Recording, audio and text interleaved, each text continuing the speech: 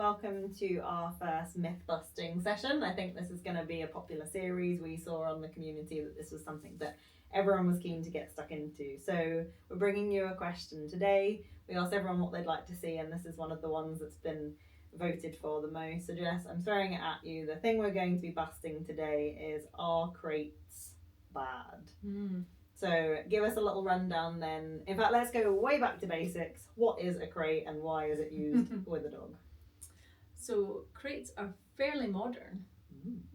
So we used to keep our dogs outside, tethered, and still many places do. Obviously, when we talk about we're talking about the Western world, Europe, the UK, America. We're very much for dogs indoors now. Central heating, huskies, malamutes, big coated dogs, doesn't matter, have them in the house. And not necessarily thinking about how much energy these breeds have and the dynamic that they have within their social packs. So a crate is a great, fantastic invention to keep a dog away from things that they might chew, like electrical wires and your Jimmy Choos. And you probably don't have any Jimmy Choos. I'm definitely not the kind of girl that has Jimmy Choos. I would be very mad if someone chewed them though if I did. To be fair, I don't have them either, but I would wear them. So yeah, a crate's a fantastic tool, but of course they can be like any tool, misused.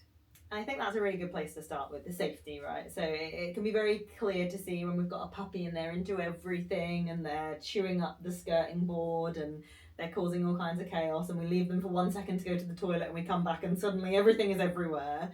It makes sense there that a crate might be quite beneficial, but I think what can happen sometimes is we pop our puppy into the crate and they go, oh my goodness, I don't like this. And so they cry or they screech or they bark, and the humans go, oh my goodness, something must be wrong, I better take them out. Now you've raised a lot of puppies, so do you want to tell us a little bit about how that works for you? Because you don't just pop them in and leave them to cry it out. That's an important part of the process. I think, it's a little bit, it's a bit of a cheat for me, because when you have them when they're born and then you can raise them, it becomes a no-brainer. They're in a before they even are aware they're in a crate, they're in a pen, and so they learn that they have a boundary, and then the transition to a crate is very, very simple.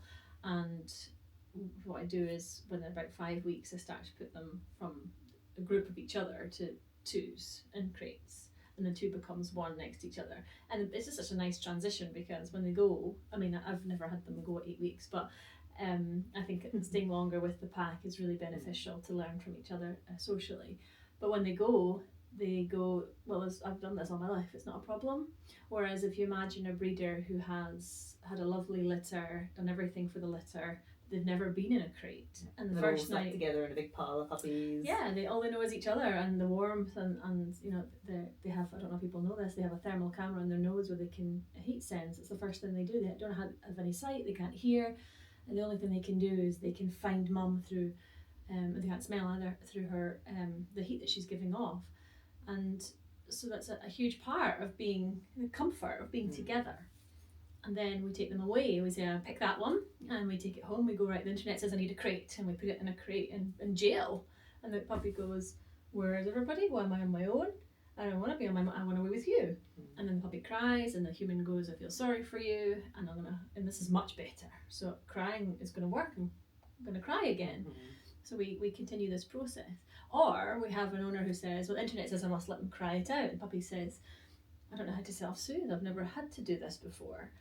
And crying, I fall asleep crying, but I'm not very happy.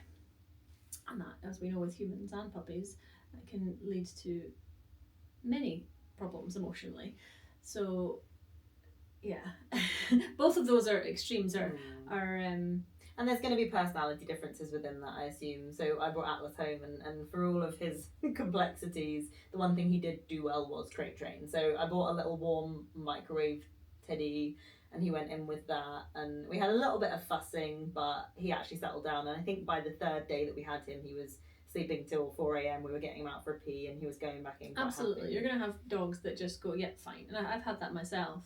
They just go, that's fine, no problem. And of course, if you stimulate them and tire them out, they're quite happy to have a little den to retreat to. That's a nice little safe thing. And I'm not actually surprised, because Atlas is quite a lone individual. Yeah, I don't need you to touch me. Put me He's away quite in my happy crate. to be on his own, whereas a more sociable individual who might be a little bit anxious about new things. And to be fair, we want, I think a good pet would be a positive trait, because if they were completely relaxed on their own without people, it's not conducive to pet life. we all want dogs that will sit in our lap and give us a cuddle and be safe to be around. And a dog that goes, I don't really want that. And I've had lots of clients that have had dogs that are not very interested in snuggling and cuddling, and they just take themselves off on their own. And that's not, people generally report that's not really what they wanted, but that they accept that in their pet. But the reason we have a dog in the first place, I imagine, is for that companionship. So a good companion is going to want to be with you. And it's very common to hear, well, it must be something about me the dog really wants to be with, so I'm special, I'll let it out of the crate because it wants to be with me. Very validating for our sense of self. Especially if, like me, you got a dog because you were missing certain things and you wanted that comfort and that reassurance. They become the gap that plugs that. So you don't want to put them in their crate. You want to be with them all the time, and it can be really hard to then go, oh, well, I used to sit there and watch him in his crate going, I really want to get him out. No, I can't, but I really want to get him out. I don't really want him to be with me. That's funny, because I'm the opposite. I'm going, oh, this is like a couple of hours where I can just relax and not have a dog. So if you ruled the internet and you had the law on the word of dog ownership, that would be lovely. We'd all be very happy with that. Would it say, okay, crate train your puppy, or would it say there's some things that we need to kind of nuances I think, to this? like everything, there's no black and white. So we have to consider the individual, consider our situation and circumstance. I do think that humans and dogs like their own space, but I do think we need to help them, especially because as group living species, they naturally want to be with us. We've talked about the exception where there's some of them that are quite happy to take themselves off, but generally speaking, dogs are going to want to be with their group, their social group, and they'll sleep when we sleep, except we're not dogs, so we don't sleep 18 hours a day. We only sleep 8 hours a day. So we're constantly interrupting them. So my personal feeling is if they sleep more than us, they're different species than us, they have different needs than us, then we should probably be looking to help them with that rather than expecting them to be little people. And I think this is really important when we think about the residentials that we do. One of the things that we say that you have to have before you come is your dog has to be crate trained. And I think things start to look a little bit more different when we've got behavioural challenges. Absolutely. And the thing kind of shifts a little bit. So why is that something that's so important for us to have, that people can come along with their dog that can be crated? I mean, I could absolutely raise a puppy without using a crate. I would still have a place for them that would be uninterrupted while I'm making tea and going to the bathroom and watching TV. They'd still need to have a space that they couldn't hear me, so it'd be a baby gated room or whatever. And when it comes to behavioural problems and challenges, and that dog is threatening me or other humans or a danger to itself, well, we have to think about the realms of complex needs humans. We have to do safety before anything else. And number one for safety is muzzle, and it can be isolated and restrained. So the crate then becomes a little jail. Well, and I guess the flip side of that is, yes, we do need to have them away for safety, but also if they're constantly making those mistakes and they're not able to regulate their own feelings, actually it's a nice way for them to go away and just have some time where there's not that pressure. So it's a bit of both. And many of them are so overstimulated they don't know how to come out of that. So that's self-soothing. We have to pattern interrupt. We have to create a situation where that dog can start from a baseline, and then we can build up the things that we need to add in, and then eventually the dog can be out of the crate and it will know how to self-soothe. But somebody has to stop the clock, stop the previous behaviours from happening, and then show them how to move on. And I think one thing that we're seeing that's really interesting with crates as a topic is we're seeing some countries now that are starting to ban them. So we had someone come over from the residential who obviously raised a very good point. The crate is not allowed in their country. Where do you think this is coming from with this kind of blanket ban on something, rather than saying, well, every dog's an individual and safety can be a priority and there are lots of different reasons? Why are we seeing that? It's very interesting banning tools. I haven't personally seen anybody abusing the crate and locking the dog in for long periods. I think one of the worst things is when dogs are recovering from surgery or have some kind of horrific injury as a puppy and then spend many months recovering in a crate in that formative stage. Yeah, that to me is, I want to say dog abuse. It's inadvertent dog abuse, because the dog is not being allowed to have any other stimulation. You know, we should be smart enough to go, okay, we can't physically exercise it, but we still have to, you know, especially at a time where it's forming connections and learning all the things it needs to learn to be an adult dog, and that's including proprioception, social skills, etc. So, you know, obviously people are abusing it. They must have some reasons for banning it. It's not banned to be tying dogs up. It's still in this country. I can still have a dog chained up in my yard as long as I'm providing it water, food, and shelter. It's not illegal to do that, as you know. Many farm dogs live outside. So no, I don't agree with banning the crates, but I think what happens instead is then people think, oh, they're banned, so they must be bad across the board. Yeah, and I think we're seeing that a little bit with the narrative on social media. There's a lot of scaremongering. There's a lot of, oh my goodness, the crate is. We've seen this ourselves with people kind of going, oh, they say that you must crate your dog for every hour of the day, and I've not seen, as you say, I've not seen anyone that's done that. It's very much a space that the dog can go away and have some downtime, but it comes with the premise that we're also meeting their needs. Absolutely. Absolutely. And I again, going back to what we were saying, I don't think many people meet that the just how much it's hard work having a dog, and especially a dog with behavioural issues.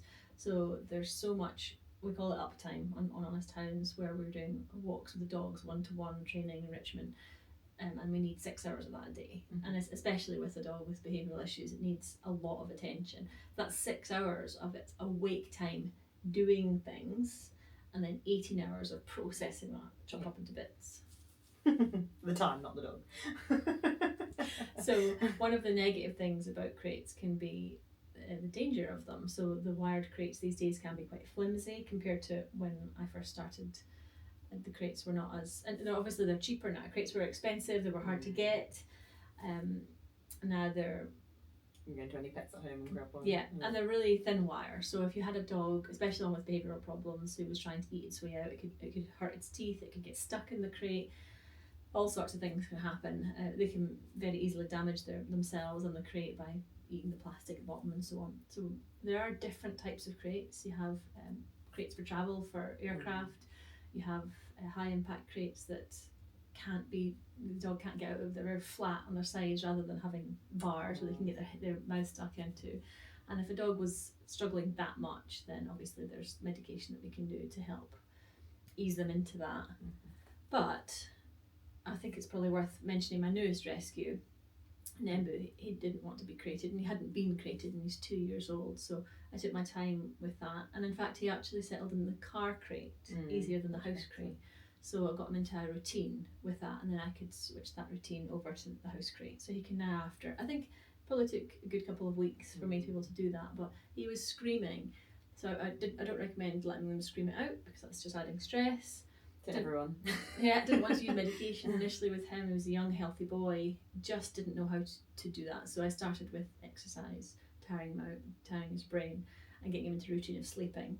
And then I started to go, I'll sit with you, and then slowly build up. But they have to get them to a learning state, otherwise I think that's not really fair on the dog or you in that point, because everyone's getting stressed and absolutely. And we're working on a separation anxiety course, so that'll be diving into crates a little bit more. We've got a great guide on Honest Hounds, obviously, about crate training. But the final word then, if the myth is crates are bad, we're saying that there's a time and a place. Absolutely.